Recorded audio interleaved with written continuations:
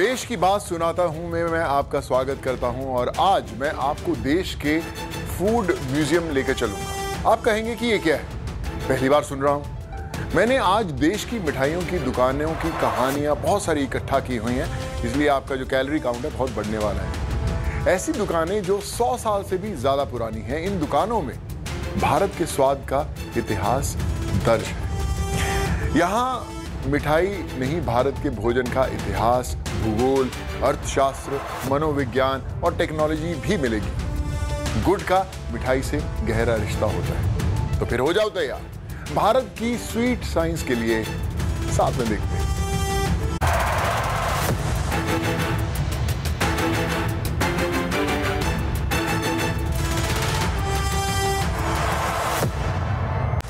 वैसे तो चीनी को सेहत का दुश्मन कहते हैं, इससे बचकर रहने की सलाह भी दी जाती है। लेकिन कोई आपको ऐसा मिले जो कहे कि मिठाई तो दवाई है, तब क्या होगा? विश्वास नहीं होता ना? आपको वाराणसी ले चलता हूं। यहां मिठाई में ऐसा विज्ञान छिपा है कि आपका दिमाग भी मीठा हो जाएगा। राजबंधु की सदियों पुरानी दुकान है। यहां मिठाई का मतलब दवाई है।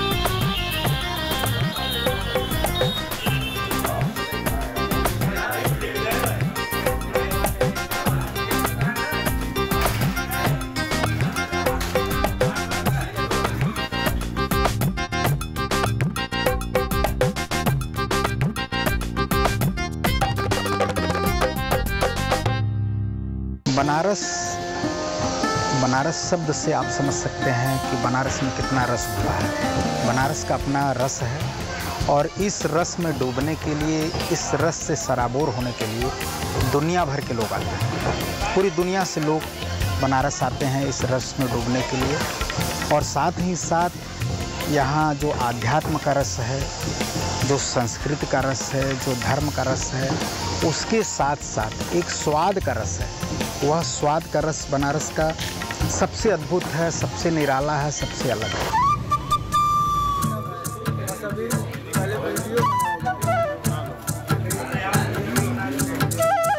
हमारा जो चौक की एरिया है, जो बनारस का हार्ट है एक तरह से, और जहाँ बाबा विश्वनाथ का मंदिर भी है और विश्वनाथ विराजते हैं, वहाँ के बगल में एक ठेरी बाज़ार है, जहाँ की इन बिहारी साहब की, मथुरा साहब की, बैजू साहब की महत्वपूर्ण दुकानें मिठाई की हुआ करती थी, जिनको हम राम भंडार और राजबंधु के नाम से जानते हैं। और वर्तमान जो समृद्ध परंपरा है वाराणसी के विस्तार के साथ, इन लोगों ने भी अपने जो अपने प्रतिष्ठान थे उनको बढ़ाने का काम किया और बनारस के विस्तार में इन्होंने अपना योगदान ही नहीं किया, बल्कि सभी जगहों पे सभी लोगों तक पहुंचने का जो महत्वपूर्ण कार्य किया, उससे आज हम राजबंधु की अच्छी मिठाइयों का स्वाद प्राप्त कर सकते हैं।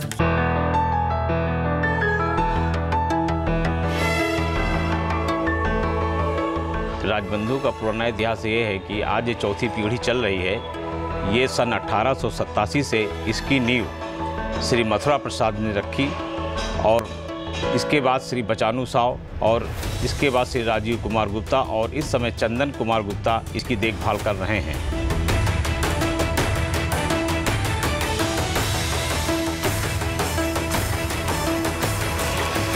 यहाँ स्वाद का रस बनारस की मिठाइयों में झलकता है। बनारस की मिठाइयाँ पूरी दुनिया के कोने कोने से लोग बनारस की मिठाइयों का स्वाद लेने के लिए यहाँ आते हैं। यहाँ सुबह की शुरुआत कुछ अलग स्वाद से होती है, कचौड़ी और जलेबी, कुरकुरी जलेबी, और उन जलेबियों में भी अब आयुर्वेदिक प्रयोग होने लगा है। दोपहर में कुछ अलग स्वाद रहता है। दोपहर में लस्सी का स्वाद लेते हैं लोग। तमाम ऐसे यहाँ पर मिठाई की दुकानें हैं जो पुरानी परंपरागत मिठाइयों से अलग हट कर हैं। उन मिठाइयों के जो संस्थापक रहे हैं बचानू साव और राजबंधु वाले, ये राम भंडार, ऐसे तमाम संस्थान हैं जो मिठाइयों के, जो अपने यहाँ अलग अलग स्वाद, अलग अलग तरह की मिठाइयों का निर्माण करते हैं।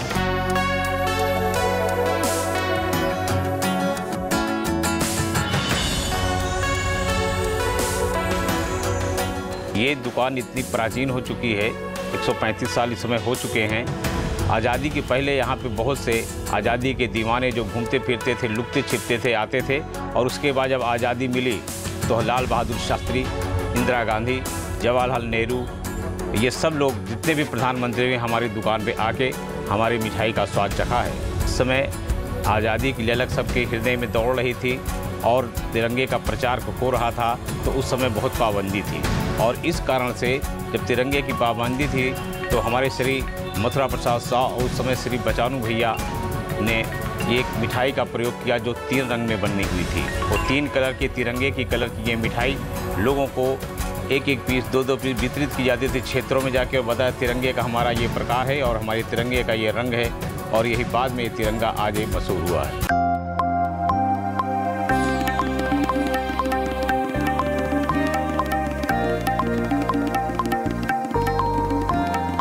कुछ मिठाइयाँ यहाँ ऐसी बनती हैं जो उस समय, उस मौसम के अनुसार बनाई जाती है। और मौसम के अनुसार मैं बताना चाहूँगा कि जब यहाँ बाबा विश्वनाथ की नगरी में जब एक उत्सव होता है, जब यहाँ शिवरात्रि और सावन का उत्सव होता है, तो कुछ जो यहाँ प्रतिष्ठान है मिठाइयों के, सन 1887 से मिठाइयों का एक प्रतिष्ठान है राजबंधु। और राजबंधु में आयुर्वेदिक मिठाइयों का निर्माण होता है। राम भंडार में आयुर्वेदिक मिठाइयों का निर्माण होता है कुछ समय के लिए, अलग अलग मौसम, अलग अलग समय के अनुसार।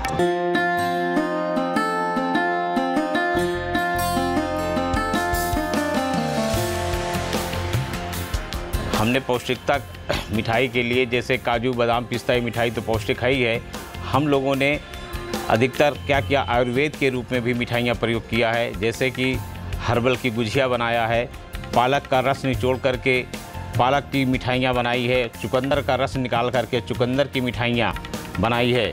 और उस समय तो लौकी की मिठाइयाँ, पपीते का हलवा, ये सब हम लोगों ने प्रयोग किया है। जब महाशिवरात्रि का पर्व आता है तो उस समय की मिठाइयाँ अद्भुत होती हैं और प्रचलित हैं। यहाँ लोग उसका स्वाद लेने के लिए, जो देश विदेश से आते हैं यहाँ बाबा विश्वनाथ का दर्शन करने के लिए, वह उन मिठाइयों का स्वाद प्रसाद के रूप में ग्रहण करते हैं। तमाम आयुर्वेद से, आयुर्वेदिक जो पौधे होते हैं उनसे बनी हुई मिठाइयाँ, उनका स्वाद लेने के लिए पूरी दुनिया से लोग यहाँ पर इकट्ठा होते हैं, आते हैं। और उस स्वाद में, उस बनारस के रस में, उस मिठास में सराबोर होकर के जाते हैं और पूरी दुनिया को बताते हैं कि बनारस का रस कैसा है।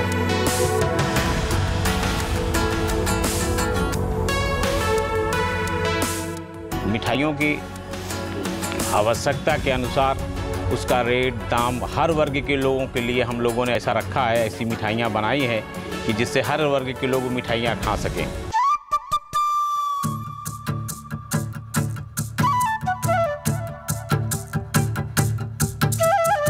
यह बनारस का स्वाद दुनिया के कोने कोने में आपको महसूस होगा। जो आदमी एक बार बनारस आ गया, यहाँ एक ओस की बूंदों में रात में ही दूध खौला करके रख दिया जाता है बाहर छत पर, और वो सुबह ही खाया जाता है मलइयों। और मलइयों पर केसर, पिस्ता, वो अलग, वो आपको मलइयों दुनिया में कहीं नहीं मिलेगा। मलइयों का स्वाद आपको राजबंधु में ही मिलेगा, मलइयों का स्वाद आपको राम भंडार में ही मिलेगा, ऐसे तमाम, और बचानू साव के यहाँ मिलेगा।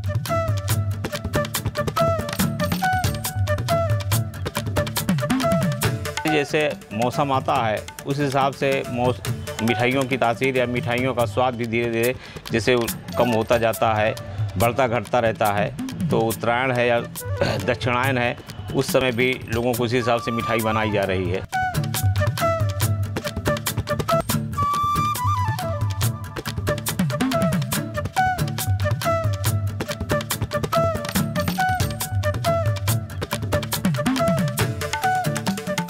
मध्य युग में यूपी की जौनपुर बहुत प्रसिद्ध जगह थी। भवन निर्माण के इतिहास में यहाँ की शैली की बहुत बहुत बहुत महत्व मानी जाती है। आज मैं आपको यहाँ की इमरती की कहानी सुनाऊंगा। भैया मेरे तो मुंह में पानी आ जाता है जब मैं इमरती का नाम सुनता हूँ, लेकिन अभी पोस्ट करना जरूरी है, इसके बाद खाएंगे। मैं आपको बेनीराम की दुकान ले चलूंगा।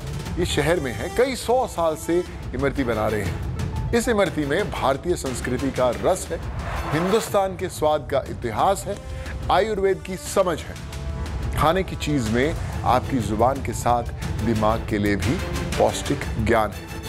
खाइएगा, बहुत ज्यादा नहीं। रामू और रमजान चचा यहाँ साथे घूमे जाले, मार के इतर फेमस बेनी राम इमरती खा लें। रामू और रमजान चचा यहाँ साथे घूमे जाले, मार के इतर फेमस बेनी राम इमरती खा लें। ई हवा न भेद कौनो मस्जिद शिवाला, ई हवा न भेद कौनो मस्जिद शिवाला, ई जौनपुर हुजूर सबसे निराला, ई जौनपुर हुजूर सबसे निराला।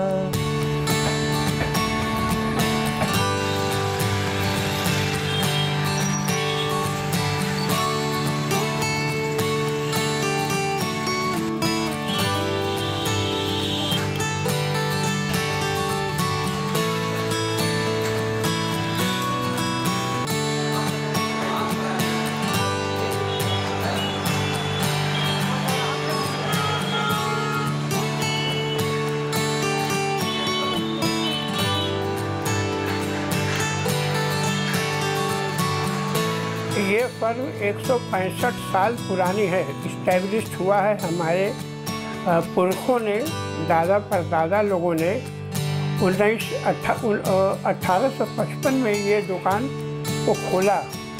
और हमारे दुकान की ये खासियत है कि जिस तरह की इमरती हम बनाते हैं, शायद हिंदुस्तान में कोई नहीं बनाता, वो टेस्ट कोई नहीं दे सकता। जब इमरती बनती है शुद्ध देसी घी में, शुद्ध देसी घी में इमरती बनती है। और उसके पहले मैं एक बात ये बता दूं कि जो शीरा हम लोगों के यहाँ बनता है, सिर्फ दानेदार चीनी से नहीं बनती। दानेदार चीनी तो आपका ये 1950 के बाद आने लगा है। इसके पहले खाली देसी चीनी में इमरती बनती थी।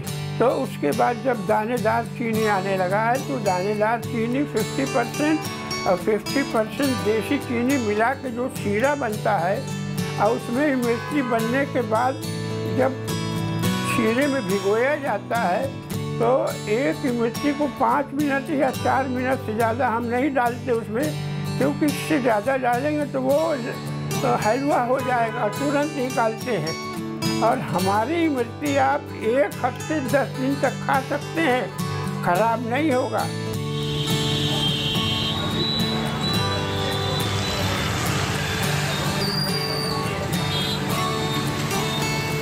शुरू से ही मिठाई का कारोबार करते आए हैं, हमारे पूर्वज भी यही करते आए हैं।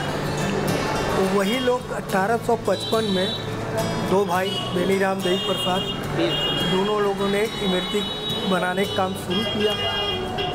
और तब उस समय जो है कंडी माने गोहरी जो उपली है, उस पर इमरती बनती।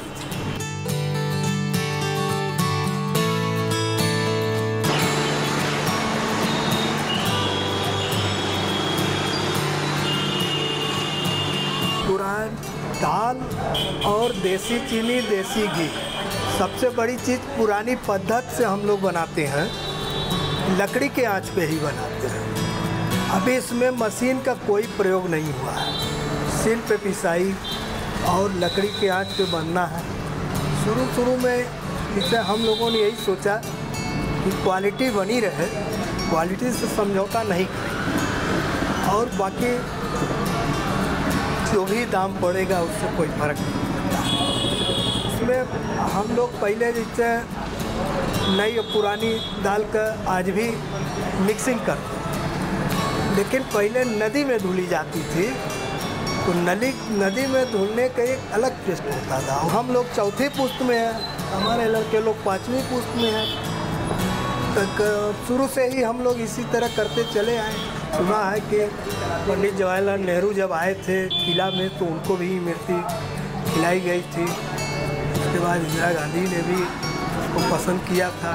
तो हमारे जो माता प्रसाद जी हैं वो अक्सर लेके जाते थे। और अटल जी जब भी जो है उनका एक अखबार में छपा था, किसी को बोले थे कि जौनपुर जा रहे हो तो इमरती ज़रूर खाना, वही कटिंग में हो जाता। तो और बाकी अभी अखिलेश यादव कुछ दिन पहले आए थे, दुकान पे आके खाए थे।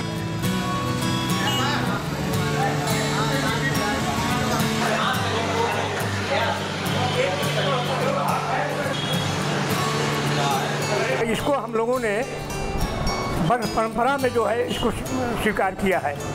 ये व्यावसायिक डिशेस नहीं, ये पहचान की डिशेस जो हम लोग बनाते हैं। और उन्होंने बताया कि इमरती बनाने की सवाल नहीं है। इस इमरती को हम लोग जो है इसका जो कच्चे माल हैं, जैसे देसी चीनी है, देसी उड़द है, इसका ये लोग भंडारण करते हैं। और भंडारण 2 साल 3 साल 4 साल पुराना होने के बाद फिर उसको उपयोग करते हैं और इस पर पूरी सावधानी रखते हैं। और यहाँ तक हम लोगों को जानकारी थोड़ा बहुत है कि वहाँ एक कुआं है जिसके पानी की भी कृपा है इस मिट्टी के निर्माण में। और हम लोगों की अपेक्षा है कि ये मिट्टी जो है राष्ट्रीय धरोहर नहीं, ऐसी कोई माने विश्व धरोहर में इसकी पहचान बने, ये हम जौनपुर जनपद वासियों की तमन्ना है इस मिट्टी के प्रति।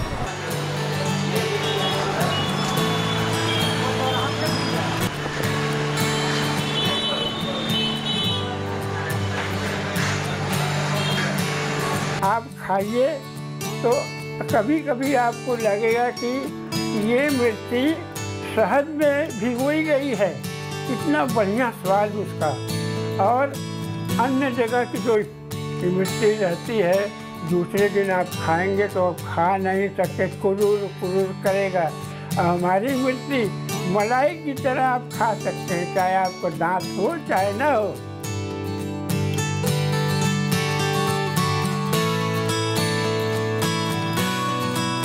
कि अगर आपका कहीं बाहर आप जा रहे हैं, कोई काम है और आप अगर उस व्यक्ति के पास इमरती लेके चले गए तो आपका काम तय है, हो जाना है। इमरती की विशेषता है ये। आप उसके घर, हर आदमी कहीं न कहीं जाता है तो मीठा लेके जाता है, कुछ ऐसे नहीं जाना चाहते लोग खाली हाथ। तो आप जौनपुर की इमरती लेकर के आप लखनऊ, दिल्ली कहीं आप जाए, किसी के पास कोई आपका छोटा मोटा काम है, लीगल है, नहीं हो रहा है, तो निश्चित है कि वो हो जाएगा। इमरती की विशेषता है यहाँ की। दिल्ली सदियों से देश की राजधानी है। यहाँ दुनिया भर के लोग आए गए और अपनी खाने पीने की परंपरा भी लाए। पुरानी दिल्ली में व्यंजन इतिहास से भरे पड़े हैं। मुझे याद है कि जब मैं मोगा से दिल्ली आता था, मेरे जो पिता थे उनकी कपड़े की दुकान थी और हम लोग जो भी उसकी परचेजिंग करते थे वो दिल्ली में आकर करते थे। तो दिल्ली में खाने पीने की जितनी कमाल की चीज़ें थी वहाँ के लोग हमें लेकर आते थे और हम बहुत भरपेट खाते थे। तो जो कपड़ा ख़रीदने का जो कार्यक्रम होता था वो बैक सीट लेता था और खाने पीने की जो पूरी सिस्टम था वो हमेशा फ्रंट सीट लेता था। और हम लोग उनके साथ, अपने पापा के साथ सिर्फ दिल्ली खाने पीने के लिए आते थे। ये मेरा दिल्ली से रिश्ता था। लेकिन मैं आज आपको ऐसी ही कुछ दुकानों के बारे में बताऊंगा जहाँ दाल जीबी भी मिलती है, बहुत सारी चीज़ें मिलती हैं, नमकीन है, लेकिन कैसे भारत की फूड इंडस्ट्री की सैर कराती है हम साथ में करेंगे और थोड़ा खाएंगे पिएंगे। चलिए साथ में देखते हैं।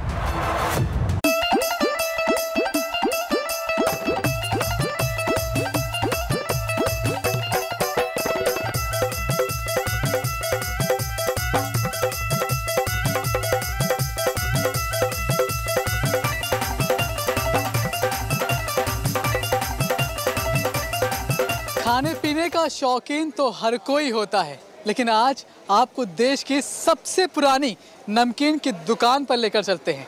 1850 में बनी इस दुकान ने 1857 की क्रांति देखी, अंग्रेजों का राज देखा, देश की आज़ादी देखी।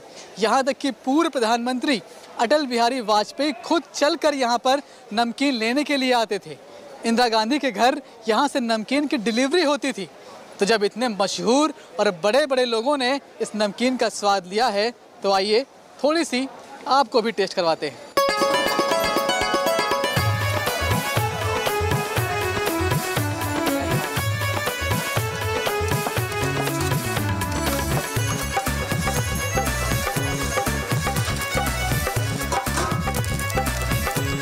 नमस्ते, मेरा नाम राघव गुप्ता है। मैं यहाँ कंवर जी की शॉप पे मेरे फोर फादर ने शॉप शुरू करी थी। मेरी ये 4th जनरेशन है। मेरे परदादा जी ने सन 1850 में 1850 में ये शॉप शुरू करी थी यहाँ पे पराठे वाली गली में।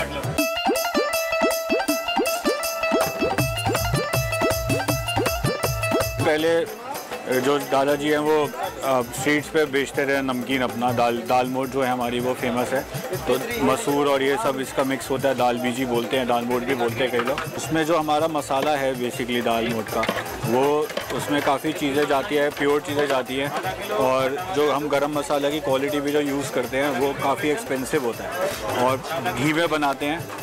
और इसका जो सीक्रेट रेसिपी है जो मैं आपको बता नहीं सकता, गरम मसाले चलते हैं इसके अंदर से, जायफल, जावित्री, काली मिर्च, लौंग और ये सब वगैरह जाता है इसके अंदर। और काफ़ी हमारे सामने ही सुपरवाइज होता है। इसकी रेसिपी किसी को नहीं पता, मेरे को और मेरे फादर को पता है।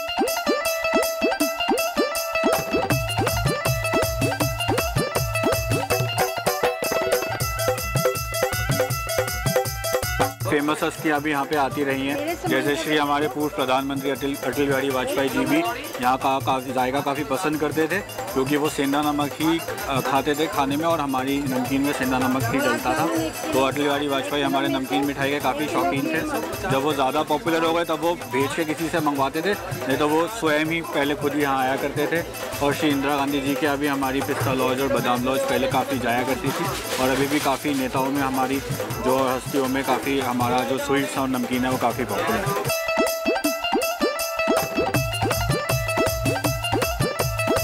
चांदनी चौक में जब एक तखत से ये दुकान शुरू हुई थी तो यहाँ महज 2-4 वैरायटी हुआ करती थी, लेकिन आज 150 से ज़्यादा वैरायटी हैं। लंदन, न्यूयॉर्क, पेरिस सहित कई देशों में यहाँ से नमकीन की डिलीवरी होती है।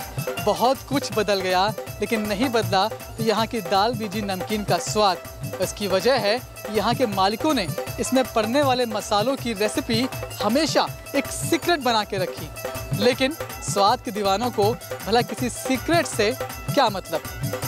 कैमरामैन पवन के साथ Manish Chaurasia, good news today, Delhi. मैंने वैसे बहुत सारी दक्षिण भारत की फिल्मों में काम किया है और वहाँ के खान पान की आदतें भी बहुत अच्छी तरह जानता हूँ। हम डोसा वर्सेस समोसा की बात करें, सांभर वर्सेस मक्खन वाले पराठे की बात करें, उत्तर और दक्षिण के खाने में बहुत फर्क होता है। इसके लिए मौसम, उपज और पेड़ पौधे बहुत जिम्मेदार हैं। यानी फूड से हम देश की इकोलॉजी, क्लाइमेट और न्यूट्रिशन साइंस समझ सकते हैं। दिमाग के लिए यह बात थोड़ी भारी हो सकती है, लेकिन जुबान की समझ में आ जाती है और पेट फौरन पचा लेता है। दक्षिण भारत की प्रमुख मिठाई मैसूर पाक, क्या बात है, मुंह में पानी आ जाता है जब नाम लेते हैं। लेकिन सभ्यता और संस्कृति में सरलता और संपन्नता की कहानी कहता है। साथ में देखते हैं।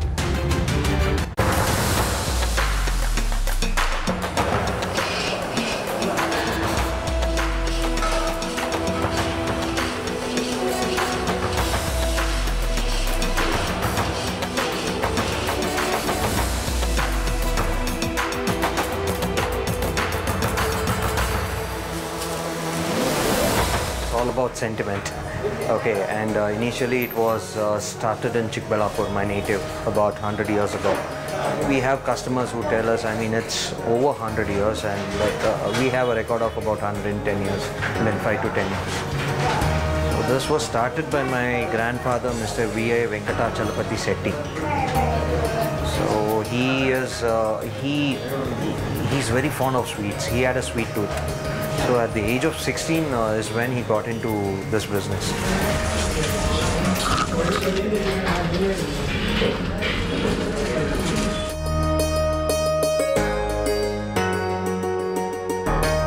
Really don't know how sweets are made and all that, so he himself tried a couple of sweets and made the sweet out of basin called paka.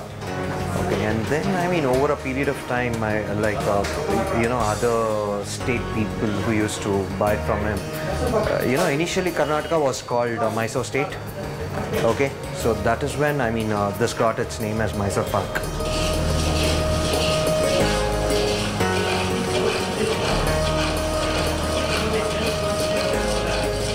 This Mysore Pak is very special, and if you are taken in the mouth, it will dissolve. No need to bite also. It's a very smoothie and very tasty. You will never get this kind of smooth. And I was coming from childhood. It's a really tasty and it's a Mysore Pak.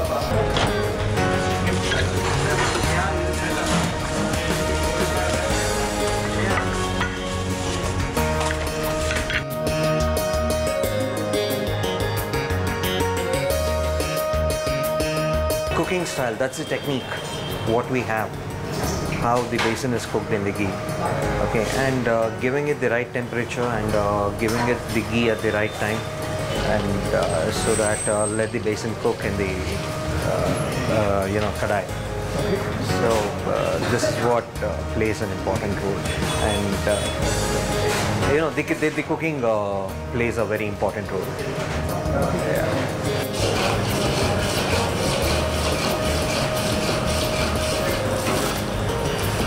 Here the ghee, what we use is, we get it made. Okay, whereas,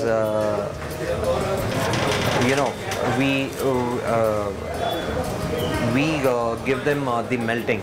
The ghee manufacturer, we tell them the melting, and we give them the boiling point and all that. Okay, it has to be made in such a way. Okay, so we have one company who supplies ghee, so one boiler runs 24/7 only for Venkateshwara.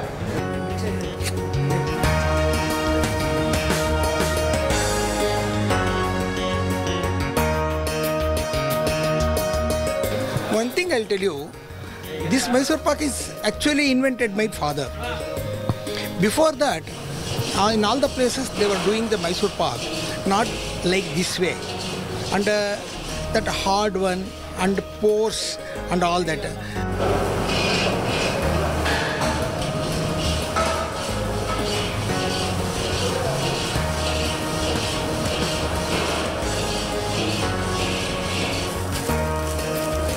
He was thinking how to make something different Mysore Pak, and he succeeded in that, and we continued the same thing.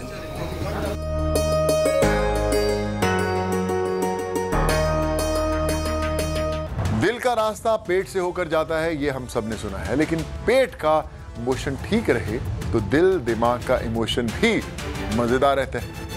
देश के भोजन का mood बताने वाली कहानियां जारी है, लेकिन बस एक छोटे से ब्रेक के बाद।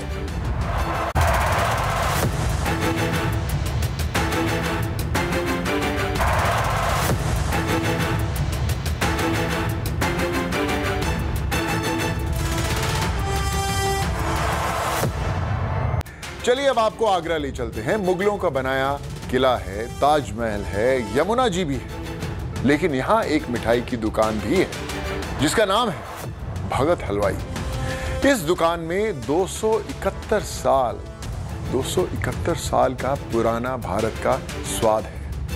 आइए देखते हैं कि करीब 3 शताब्दी में भारत के खाने पीने खरीदने में क्या क्या बदला और क्या बरकरार रहा। साथ में देखते हैं।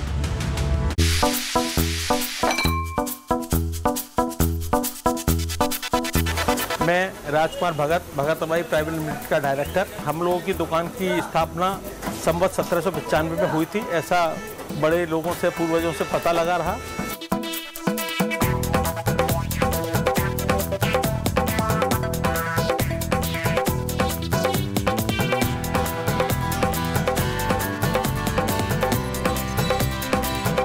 हम लोग के यहाँ पुराने टाइम में जलेबी बेड़ई जो बनती थी, बेड़ई की स्थापना है, बेड़ई की शुरुआत हमारे पूर्वजों ने की थी। जिसमें आटे में हम लोग उड़द की दाल भर के, नहीं तो कचौड़ी मैदा की बनती थी, और उसको ध्यान में रखते हुए, स्वास्थ्य को ध्यान रखते हुए आटे की बेड़इयाँ बनाना शुरू किया। और उसी दरमियान गर्मियों के अंदर ओले के लड्डू बनते थे देसी खाने के, जिसे समय समय पर गर्मियों के अंदर लोग ओले के लड्डू को कुल्हड़ में डाल देते थे, पानी शरबत की तरह हो जाता था और ठंडा हो जाता था। देसी खाने की प्रॉपर्टी ये हुआ करती थी।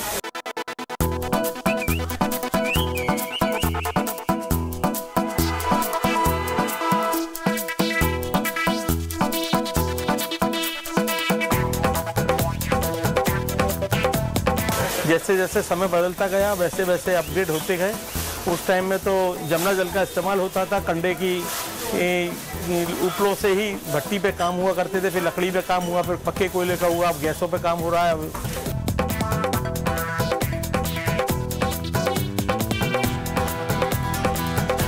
पेड़ाई तो यहाँ की बेस्ट ही होती है। और बाकी अगर कभी शाम को आ रहे होते हैं मतलब ऐसे ही कुछ मज़े करने, तो फिर छोले भटूरे खा लेते हैं या कभी डोसा खा लेते हैं, तो वक्त उसमें भी अच्छा लगता है। ये पहले पूरियाँ बना करती थी। पूरी को नया रूप देने के लिए पूरी के अंदर हमने दाल की स्टफिंग की, जो मैदा के अंदर स्टफिंग की जाती थी कचौड़ियों के अंदर, वो दाल के अंदर स्टफिंग कर दी, उसका नाम बेड़वी रखा। और उस बेड़वी को लोगों ने बहुत अप्रिशिएट किया क्योंकि पाचन में बड़ी सुगमता से पच जाती थी। मैदा की कचौड़ी बहुत हैवी होती थी, बहुत पचाने में दिक्कत होती। रोटी की तरह या पूरी की तरह लोग बेड़वी को खाते रहे और वो चलन में आती रही। और उसको हमने आलू की सब्जी और काशी फल की सब्जी और सौंठ के साथ उसे प्रस्तुत किया, जिससे लोगों ने उसको बहुत अप्रिशिएट किया। जिसको आलू का परहेज जैन कम्युनिटी को हुआ करता था, तो उसके लिए विकल्प होता था आलू की सब्जी के बगैर वो काशी फल की सब्जी से, या गाजर का अचार हमारा राई का बड़ा फेमस हुआ करता था, गाजर के अचार से या काशी फल की सब्जी से खा लिया करता था। मैं तो यहीं से लेती हूँ और मैं और कहीं से नहीं लेती हूँ, और काफ़ी साल से खा रही हूँ मैं यहाँ पे। वीकेंड पे हम यहीं पर आते हैं, वीकेंड, और हमारे बच्चे भी यही पसंद करते हैं, मतलब बहुत अच्छा टेस्ट है।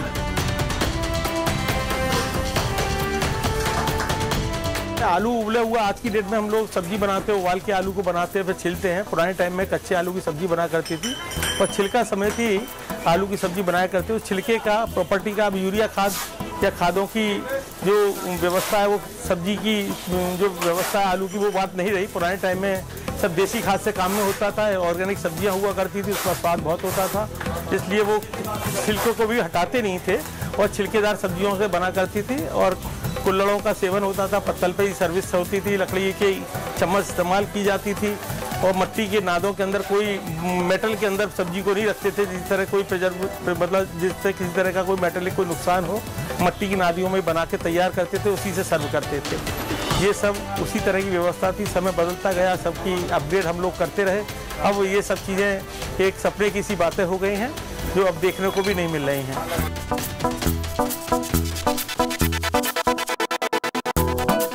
मेरा नाम यश भगत है और मैं 9th जनरेशन हूँ जो भगत हलवाई की लेगेसी को आगे कैरी कर रहा हूँ।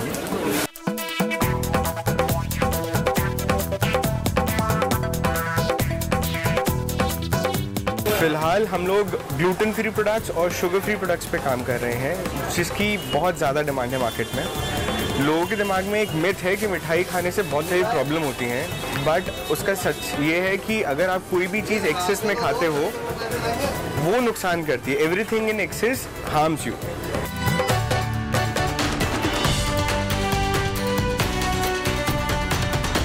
आज दुनिया भर में बिजनेस के अलग अलग कोर्सेज की पढ़ाई करवाई जाती है, लेकिन उसके बावजूद बड़े से बड़ा ब्रांड भी ये दावा नहीं कर सकता कि वो आने वाले 100 साल तक मार्केट में बना रहेगा। लेकिन भगत हलवाई जैसे तमाम एग्जाम्पल आपको देश के अलग अलग हिस्सों में आसानी से देखने को मिल जाएंगे। दरअसल यही भारतीयता है और यही भारतीय तकनीक है जो अच्छी तरह से समझती है कि बाजार के तमाम गुणाभाग के बावजूद अपनी चीज़ को ज़मीन से चांद तक आखिर कैसे पहुंचाना है। कैमरामैन रविकांत के साथ Manish Chaurasia, good news today, Agra.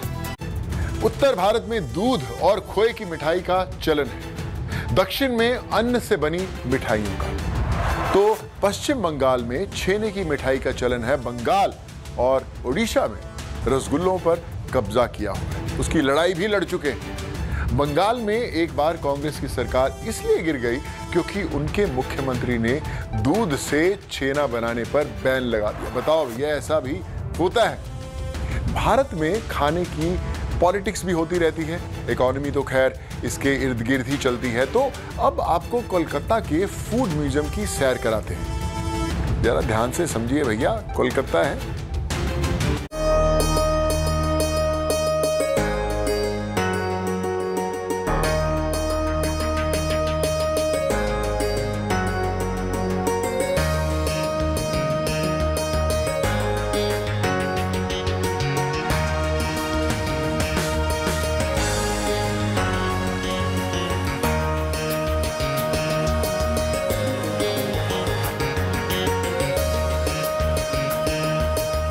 लोग का दुकान स्थापित हुआ था 1844 से, मतलब अभी 177 ईयर्स हो चुका है। आपका वो गिरीश चंद्र दे मेरा grandfathers father in law started the shop.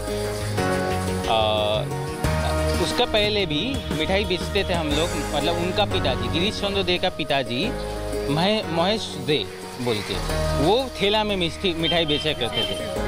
हाँ, ठेला में मिठाई बेचा करते थे। तो 1844 में गिरीश चंद्र दे ने वो दुकान खोला इस जगह में 56 रामदुल्ला सरकार स्ट्रीट में। तब से हम लोग का दुकान ऐसा ही है। ये मेरा पापा जी खरीदता था, उसका पापा जी खरीदता था, मैं आ गया। इसका कारण मैं नहीं जानता, वंश परंपरा में आ रहा हूँ, ट्रेडिशनल यही चल रहा है, अच्छा तो है ही। हम लोग का स्पेशलिटी है कि हम लोग सिर्फ संदेश बनाते और हम लोग उसका क्वालिटी देखते हैं कितना बढ़िया रह सकते हैं। मतलब जो क्वालिटी हम लोग कोशिश करते हैं कि हम लोग का मेन एम थे, हम लोग जो क्वालिटी 50 साल पहले देते थे अभी ऐसा ही क्वालिटी मेंटेन करेंगे। वैसा ही हम लोग का मेन यूएसपी वही है। मैं 6th जनरेशन हूँ इस बिज़नेस का। मैंने पहले पढ़ाई किया था, पहले फूड टेक्नोलॉजी लेकर इंजीनियरिंग किया, उसके बाद MBA किया, अभी फिर बिजनेस में आ गया। पापा से आपने बिजनेस का सामान संभाला? हाँ जी। जो नकुड़ का जो स्वीट्स है, that sweet is the best in the entire country. Entire country? Absolutely, and it is made of एकदम बेस्ट। अपना छाना जो है ना, बेस्ट क्वालिटी का छाना है, बेस्ट सर्विस है, and everything is very fresh. ये जो शोरूम जो है, ये स्वीट शॉप का स्पेशलिटी जो है, ये 100 साल से ज़्यादा भी है। They are maintaining the same quality for the last 100 years. जैसे आप पहले बता सकते हैं संदेक, हम लोग का एक केक होता है संदेश का, उसको हम लोग संदेक बोलते हैं।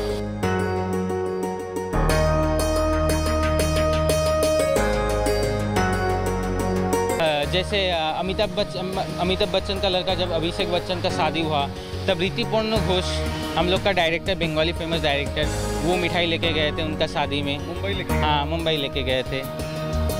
वैसे उत्तम कुमार हम लोग का बंगाली आर्टिस्ट, वैसे जाते रहते।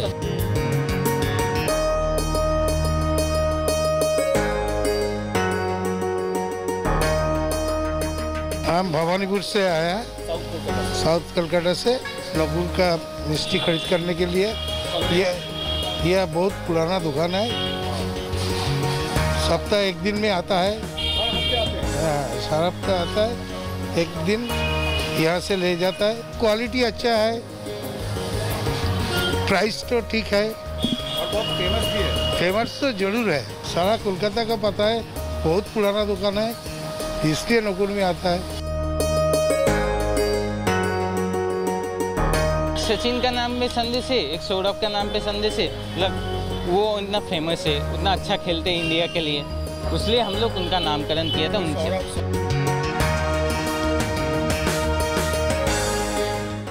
भारत के इतिहास में विभाजन का बहुत नेगेटिव निशान था। आजादी के साथ बंटवारा बहुत दुखद था, लेकिन इसमें एक चीज को सीमा बांट नहीं पाई, वो है स्वाद। मुंबई में कराची का स्वाद आया।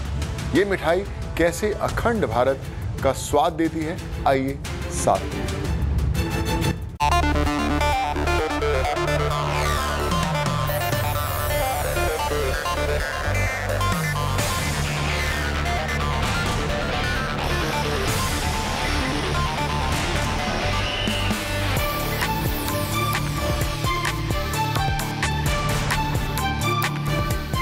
ऐसी काजू कतली आपको कहीं नहीं मिलेगी। पूरे भारतवर्ष में सिर्फ 1-2 व्यापारी हैं जो उस किस्म की काजू कतली आपको दे सकते हैं।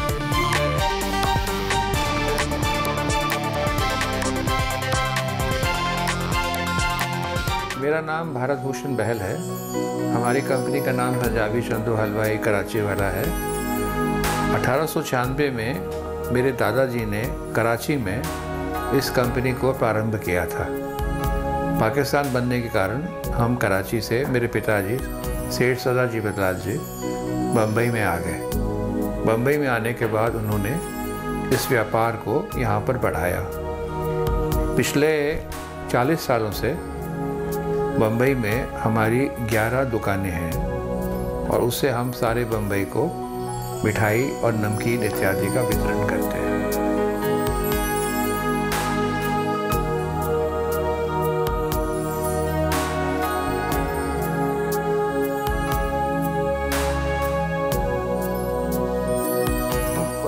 कराची से आए हैं, इसलिए हमारे पास में जो स्पेशलिटी है वो पूरे भारतवर्ष में अलग अलग स्थानों से आई हुई है। सिंध से हमारे पास में आया हुआ है हलवा, जो हमारा आज भी प्रख्यात है।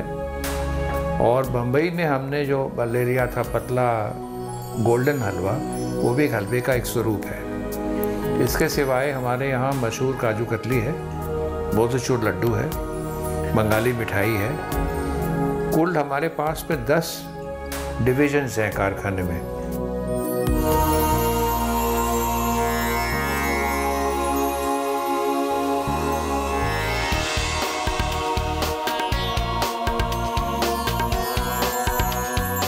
वैरायटी हमारे यहाँ करीबन पूरे भारतवर्ष की हो जाती है।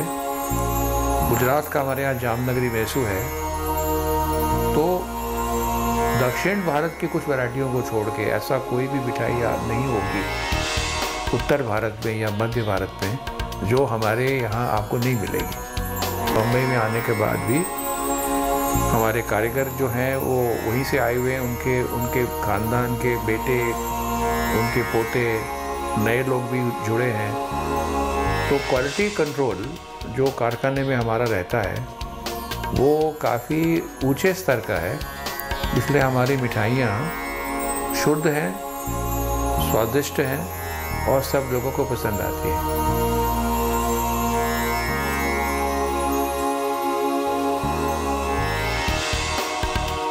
टेस्ट वही रह सकता नहीं, क्योंकि हर स्थान का हवा, पानी और रॉ मटेरियल, कारीगर, तरीका, बर्तन सब बदलता रहता है।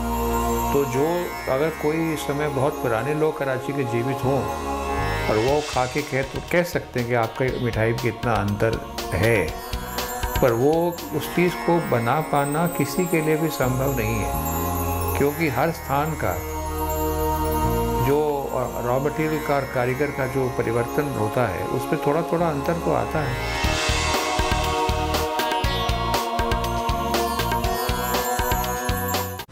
हमारे समाज में जुबान बोलती है और जुबान स्वाद भी बताती है। जुबान तीखी हो जाए तो स्वाद बिगड़ जाता है और जुबान मीठी हो जाए तो स्वाद बन जाता है। खाने की चीजों में जमा देश का इतिहास आपको कैसा लगा, हमें जरूर बताएं। ऐसी कोई रोचक जानकारी हो तो हमें स्क्रीन पर दिख रहे ईमेल एड्रेस पर लिखें। आपका स्वाद बना रहे, आपके मोशन और इमोशन अच्छे रहें, देश ऐसे मिठाई खाता और खिलाता रहे। आज के लिए बस इतना ही। कल फिर होगी नई कहानियों के साथ एक और मुलाकात। जय हिंद, जय भारत।